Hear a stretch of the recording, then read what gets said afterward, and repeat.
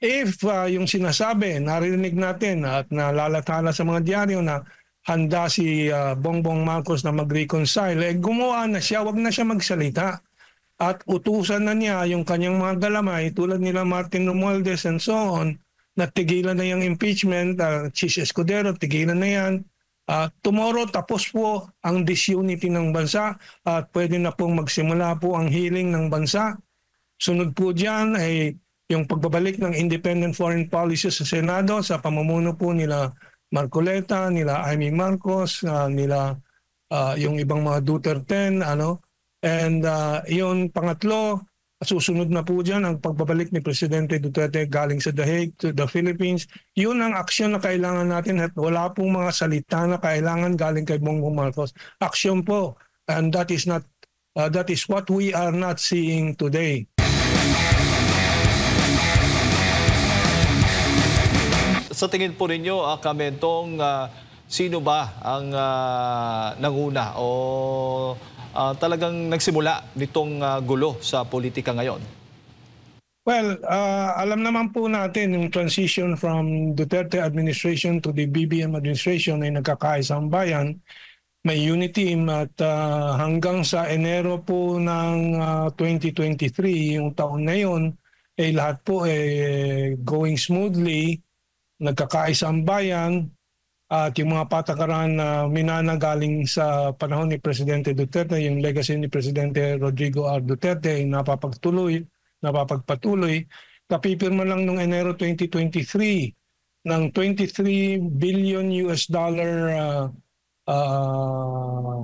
financial package, investment package ng China sa Pilipinas.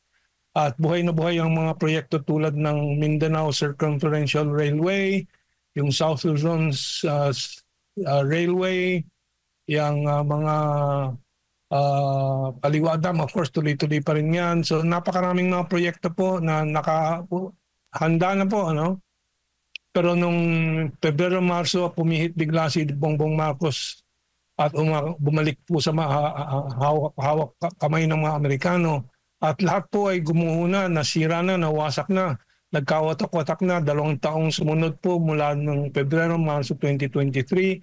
Sunod-sunod na ang mga pag-aatake kay Vice President Sara sa Kongreso, sa mga Chinese business, dun sa Quadcom, tapos Tricom. Binanatan naman ng Tricom yung mga vloggers na independyente na bibigkas ng mga sariling mga pananaw sa mga nangyayari sa bayan po. In the meantime, palala ang ating ekonomiya. Ang ating utang ay lumobo sa loob ng 2 taon, 2 taon ng 4 trillion pesos, more than 4 trillion pesos. Nothing good is happening, tapos puro paninira, maraming salita galing sa administrasyon, pero sa gawa po, kabaliktaran ang nakikita po natin, pampawasak po ng lipunan po natin. And now we are at a stage where the people have spoken, ayaw nila yan, kaya po kanilang pinanalo ang marami sa mga Duterte. At dyan sa Kongreso, maraming tinanggal sa mga dating naghahari-hari dyan sa Quadcom, Tricom. So maybe we are beginning to see a new start. Ang problema po, ang hadlang po sa lahat na ito ay si BBM. At yung mga propagandista nila. Nagsalita na si Vice President Sara Duterte tungkol sa impeachment at sabi niya she is looking at a bloodbath, meaning magkakadugo-duguan. Hindi naman physical po yun.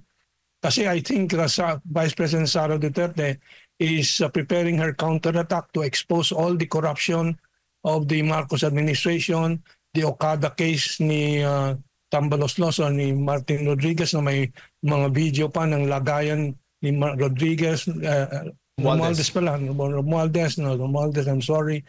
So, yan po ang ibig sabihin ni Vice President Sara Duterte na magkakaduguan. Hindi naman physical po yan dahil we are in the parliamentary process. Kaya nga po yung mga debate na parating po dyan sa impeachment trial. Now, if yung sinasabi, narinig natin at nalalathala sa mga dyaryo na handa si Bongbong Marcos na mag-reconcile, gumawa na siya, wag na siya magsalita. At utusan na niya yung kanyang mga galamay tulad nila Martin Romualdez and so on, na tigilan na yung impeachment, Chis Escudero, tigilan na yan. Tomorrow tapos po ang disunity ng bansa at pwede na pong magsimula po ang healing ng bansa. Sunod po dyan ay yung pagbabalik ng independent foreign policy sa Senado sa pamumuno po nila Marcoleta, nila Amy Marcos, nila yung ibang mga Duterte, And yung pangatlo, susunod na po dyan ang pagbabalik ni Presidente Duterte galing sa The Hague to the Philippines. Yun ang aksyon na kailangan natin at wala pong mga salita na kailangan galing kay Bongbong Marcos. Aksyon po. And that is what we are not seeing today. Opo, kaya lang, sinasabi na po niya na ayaw niya ayaw ipagpatuloy ang impeachment. Sinabi na po na mismo yan ng Pangulong Bongbong Marcos. Pero yung mga kongresista, yung mga kritiko ng mga Duterte ay parang tuloy pa rin, may balak pa rin ituloy itong plano ng impeachment trial laban kay Vice President Sara Duterte. Yeah. Well, yun na ang nakikita natin, kaya walang saysay yung mga sinasabi ni Bongbong Marcos. And so ang katotohanan ay siya'y sumusuporta pa rin dyan sa impeachment. Kung anong dahilan niya, we can only speculate. But of course, malaking factor po dyan yung mga udyok, yung mga pagsusuhol at yung pananakot ng Amerikano sa likod po niya na talagang desperadong pigilan po ang pagbabalik po ng independent foreign policy, pagpipigil sa pagpapatuloy ni Vice President Sara Duterte hanggang siyang sa kanyang panalo sa susunod na presidential election. Yun po talaga ang takot ng mga Amerikano at itong si Bongbong ay sunod-sunuran.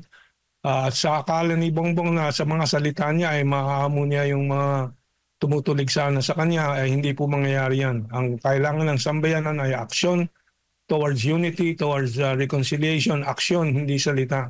Opo. Kung marami kasing mga kalyado na ng mga Duterte, I mean like Attorney Panelo at Senator Bongo, kung seryoso ba talaga ang ating Pangulong Bongbong Marcos Jr. na makipagkasundo ay ibalik dito sa bansa si dating Pangulong Rodrigo Duterte. Nakikita niyo po ba na seryoso ang PBBM?